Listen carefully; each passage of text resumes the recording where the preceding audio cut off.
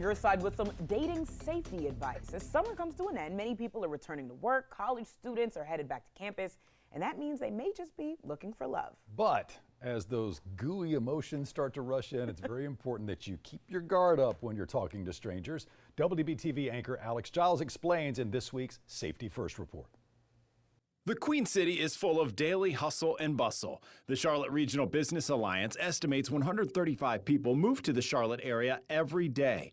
There are bound to be plenty of singles looking to mingle. Runner Samantha Young says she's been in a happy relationship for several years now, but she knows how important it is to stay safe when playing the field. If I had a daughter, I would want to know where she is all the time. Like I'm, making sure my best friends are, we share our locations. We know where each other are pretty much at all times. And she says she thinks it's important that people tell other friends or family what they're doing and who they're with before a date. Safety first, make sure your friends and people who care know where you're going, when you're going to be back.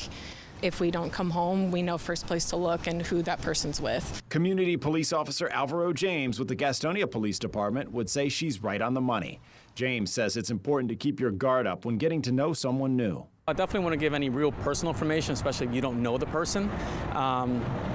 Common sense stuff would be social security numbers, if they're asking for anything, bank information. That would be a red flag. He also recommends doing your own background check on an individual if you've met them online or through a dating app. Go to Google, type in their name, see if they have any kind of history.